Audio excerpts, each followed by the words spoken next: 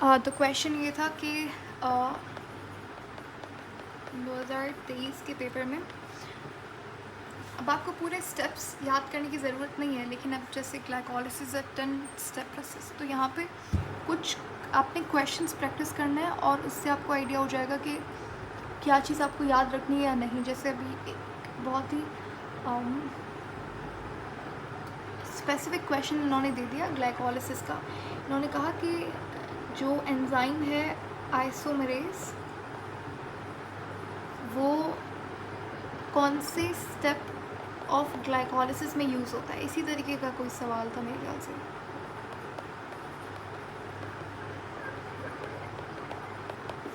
ठीक है, क्वेश्चन था कि ग्लाइकोलिसिस में आइसोमेरेज एंजाइम कब यूज़ होता है। ठीक है, कौन से स्टेप में यूज़ होता है। उन्होंने स्टेप्स एक्चुअली डिस्क्राइब किए हुए थे। अगर हो सकता है मैं आपको अभी पेपर भी दिखा दूँगी, मेरे पास है अभी 23 का पेपर। तो ये क्वेश्चन था। तो आई प्रेफर कि आप सारा 10 स्टेप का रट्टा लगाने से अच्छा क्वेश्चंस प्रैक्टिस कर लें और जो इम्पोर्टेंट चीज़ें उनको हाईलाइट करके वो याद करेंगे हम। ठीक है, क्लियर विथ योर क्वेश्चन। अच्छा, इसका वैसे इसका जवाब ये है कि आइसोमरेज एज है, तो यानी कि ये एक एंजाइम है डेफिनेटली, और इसका काम क्या है, आइसोमर को कन्वर्ट करना।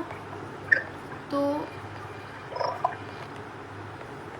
क्या होता है ग्लाइकोलिसिस के अंदर आपके मेरे ख्याल से दूसरा तीसरा स्टेप है कि जब ग्लूकोज 6 फॉस्फेट कन्वर्ट होता है किसमें,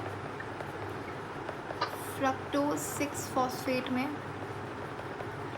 तो यहाँ पे जो एंजाइम इस्तेमाल होता है वो कौन सा है, वो आइसोमरेज है। ये क्वेश्चन था, ये ऑप्शन सही था। ठीक है, अच्छा वैसे ग्लूकोज और फ्रक्टोज आपस में क्या है, आइसोमर्स हैं, आप पता है।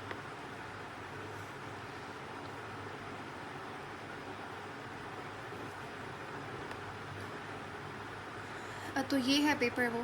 लेट मी सी अगर मुझे क्वेश्चन मिलता है यहाँ पे, जस्ट अ क्विक सर्च,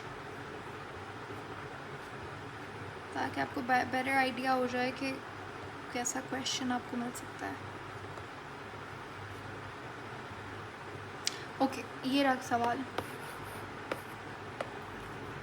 कह रहा है कि देखिए, हाँ ये इन विच रिएक्शन ग्लाइकोलिसिस के अंदर आपके पास आइसोमरेज एंजाइम इन्वॉल्व होता है। अब ये आपके पास ऑप्शंस हैं, आप मुझे मैंने आपको कॉन्सेप्ट बता दिया, आंसर भी बता दिया।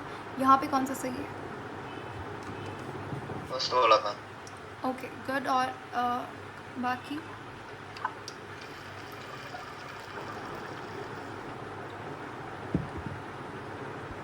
मुझे थोड़ा सा टेक्निकली सोचा जाए तो इनमें से 3 ऑप्शंस में से हम लोग सेलेक्ट कर सकते थे, क्योंकि आइसोमेरेज है तो वो उसमें जाना स्ट्रक्चरल ट्रेनिंग करनी होगी। ट्रेनिंग वाला ऑप्शन आप देख सकते हैं, यहाँ पे कन्वर्जन वाला वर्ड। ऑप्शन नंबर मुझे बताएं ऐसे। हम जैसे इन केस अगर हमने ये याद ना किया होता तो डी और ई भी लग रहे थे, क्योंकि उनमें भी कन्वर्ट वाला वर्ड यूज हुआ है। जैसे अगर थोड़ा सा बस इंटेलिजेंटली कितना लगाना चाहे बंदा तो। या okay, so I got your question. अब यहाँ पे आपने पूछा है कि इफ़ इन केस आपने ग्लाइकोलिसिस वाला टॉपिक नहीं किया या फिर जो भी है, if you want to make a gas, तो आपने गैस भी बहुत ही लॉजिकली लगाना है, ऐसे नहीं कुछ भी ब्लाइंडली टिक कर देना है। देखो यहाँ पे ऑप्शन बी, अगर आप ऑप्शन बी आपने कहा था, नो मैम, डी और ई में थोड़ी बहुत लग रहा था मुझे। डी और ई। अब यहाँ पे वो कह रहे हैं कि when 4 enzyme catalyzed reaction convert each triose phosphate molecule to a molecule of pyruvate। यहाँ पे इन्होंने दूसरे कंपाउंड का नाम, अच्छा ये बोल रहा है कि हमारे पास ट्रायोस फॉस्फेट। अभी आपको पता है किसकी बात हो रही है, ट्रायोस यहाँ पे शुगर के लिए इस्तेमाल कर रहा है ये। ठीक है, जो ग्लिसरल्डिहाइड शुगर होती है और जो दूसरी वाली ketonic D hydroxy acetone sugar, ये 2 शुगर है, उसको ये कन्वर्ट कर रहा है किसमें, पायरोवेट में। अब इतना आपको पता होना चाहिए कि ये जो ट्रायोस है, इनके जो शुगर है और पायरोवेट, ये दोनों आपस में आइसोमर्स नहीं है, तो इसीलिए ये ऑप्शन नहीं हो सकता। ठीक है, बाकी ई आपने कहा, तो ई के अंदर फ्रक्टोज 1,6 डाइफॉस्फेट कन्वर्ट कर रहा है किसमें, ग्लिसरॉल्डिहाइड। अगेन वही सेम बात, ग्लिसरॉल्डिहाइड क्या है, 3 कार्बन वाली शुगर है, फ्रक्टोज क्या है 6 कार्बन, ये दोनों आइसोमर्स नहीं है, ठीक है।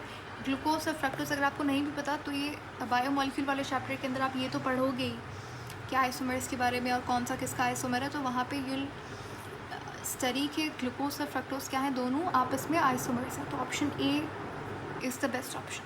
क्लियर? जी ma'am. Okay, let's move to dark. जी 10 मिनट में हो जाएगा कंप्लीट?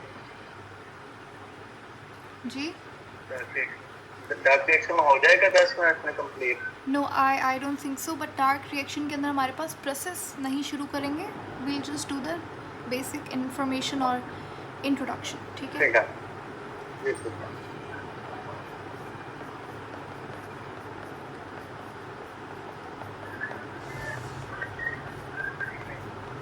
अच्छा, डार्क रिएक्शन पहले आपने मुझे बताना है, डार्क रिएक्शन कहाँ पे हो रहा है?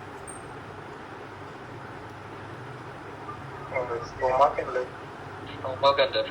गुड, ठीक है। डार्क रिएक्शन कहाँ हो रहा है? डार्क रिएक्शन स्ट्रोमा में हो रहा है। इसका प्रोडक्ट क्या है? ग्लूकोज। गुड, ठीक है। ये बनेगा कहाँ पे? ग्लूकोज स्ट्रोमा में बनेगा। अच्छा, एक चीज़ जो मैं आपको यहाँ पे क्लियर कर दूँ, लाइट रिएक्शन में हमने लाइट रिएक्शन तो पढ़ लिया। मैंने आपसे कहा था कि लाइट रिएक्शन कहाँ पे हो रहा है? थैलेकॉइड की मेम्ब्रेन में हो रहा है, थैलेकॉइड की मेम्ब्रेन में हो रहा है। लेकिन इसका जो प्रोडक्ट है ATP और NADPH वो कहाँ पे रिलीज़ होता है? स्ट्रोमा में। अब रीज़न समझ आ गया क्यों बोला था, क्योंकि देखो ATP बन के कहाँ जा रहा है? स्ट्रोमा में। ये मैंने अंदर बनाया है लेकिन ये हो कहाँ पे रहा है? ये बाहर होगा, ATP बनेगा बाहर। इसी तरीके से NADPH2 भी बाहर ही बनेगा, स्ट्रोमा में बनेगा, ठीक है। नाउ डार्क रिएक्शन के अंदर क्या हो रहा है? डार्क रिएक्शन में हमारे पास कार्बन डाइऑक्साइड जो है बेसिकली एक साइकिल चल रही है, ठीक है। डार्क रिएक्शन क्या है? एक साइक्लिक प्रोसेस है। इसके अंदर क्या हो रहा है कि एक कंपाउंड है, ठीक है। ये कंपाउंड का नाम है RUBP। सही है, मैं समरी दे रही हूँ पूरे टॉपिक की।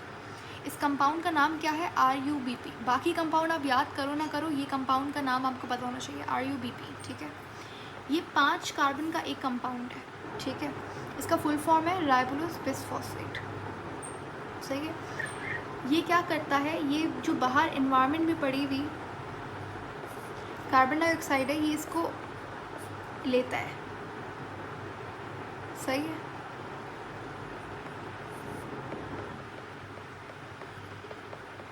Is it clear?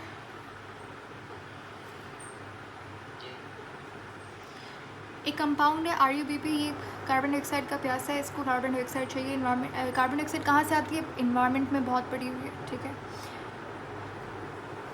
इंसान बहुत कार्बन डाइऑक्साइड बनाता है डिफरेंट तरीक़ों से।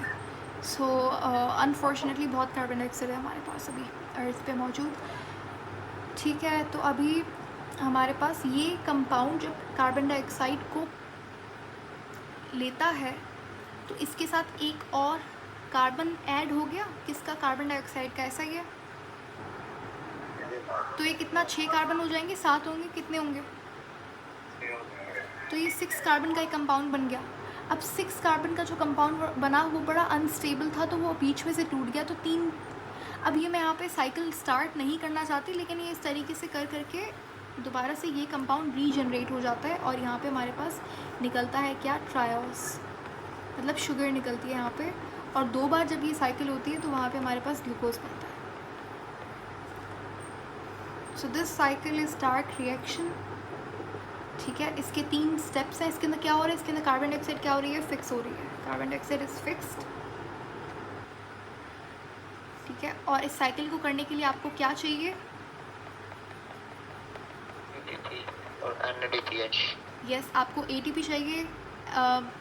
प्रोसेस को करवाने के लिए आपको रिड्यूस करने के लिए NADPH2 चाहिए, क्योंकि आपको हाइड्रोजन चाहिए, और हाइड्रोजन के लिए आप NADPH2 यानी कि as a reducing agent, as a hydrogen source आप इस्तेमाल करोगे। और यहाँ पे रिज़ल्ट में आपके पास क्या बनेगी? शुगर बनती है। एक चीज़ मैंने आपको बताई वो आपको पता होनी चाहिए कि एक जब ये साइकिल होगी ना एक बार, तो वहाँ पे आपके पास शुगर ग्लूकोज डायरेक्ट नहीं बनती। ग्लूकोज 6 कार्बन है तो वो डायरेक्ट नहीं बनती। पहली दफ़ा में ये बनाएगा ट्रायोस, फिर दूसरी बार में ये ट्रायोस बनेगा, दोनों मिलके फिर ये ग्लूकोज बनाएगी। This point should be clear, ठीक है। अच्छा, इसके 3 स्टेप्स होते हैं डायरेक्ट रिएक्शन के।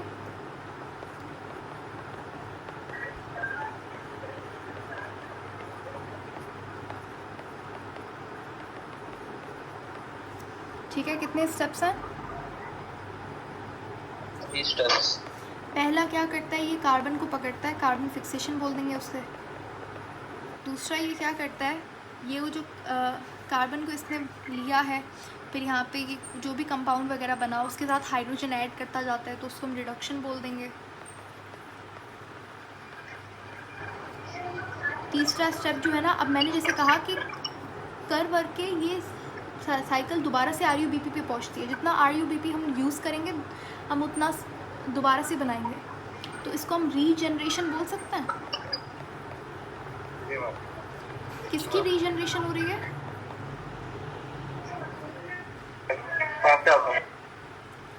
रीजनरेशन किसकी हो रही है?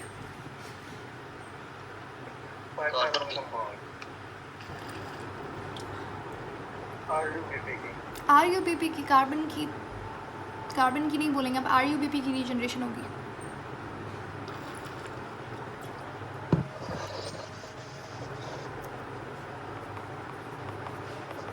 अच्छा, एक मैं आपको फन फैक्ट यहाँ पे बताऊँ।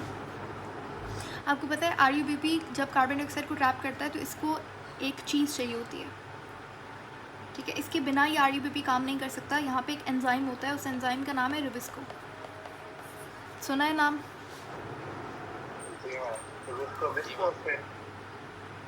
जी सुना हुआ है। ठीक है, तो आपको पता है रुबिस्को जो है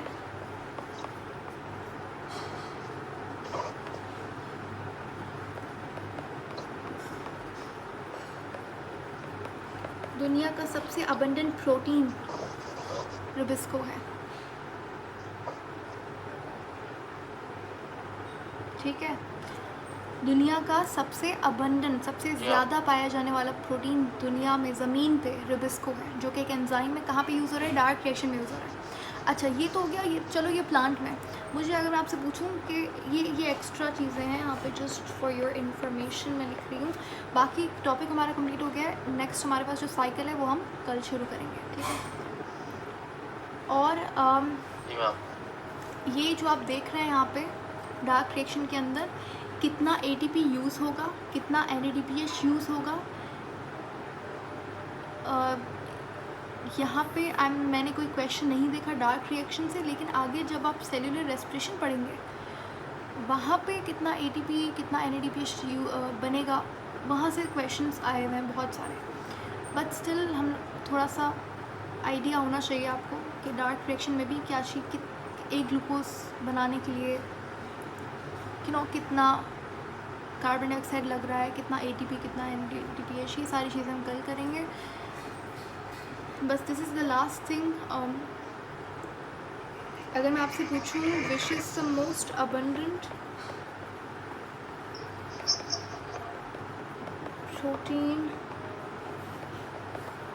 इन एनिमल्स वर्ल्ड, हाँ तो मतलब रुबिस्को के बाद अगर मैं पूछूं कि एनिमल मतलब जानवरों के अंदर, इंसानों के अंदर सबसे अबंडेंट प्रोटीन कौन सा है, हमारे अंदर तो रुबिस्को है नहीं।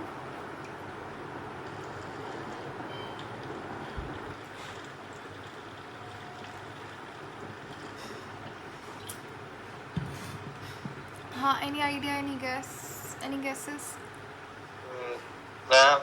Collagen protein. Very good, collagen is the right answer.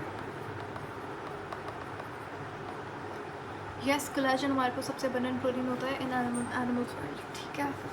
And with that we are done with today's class.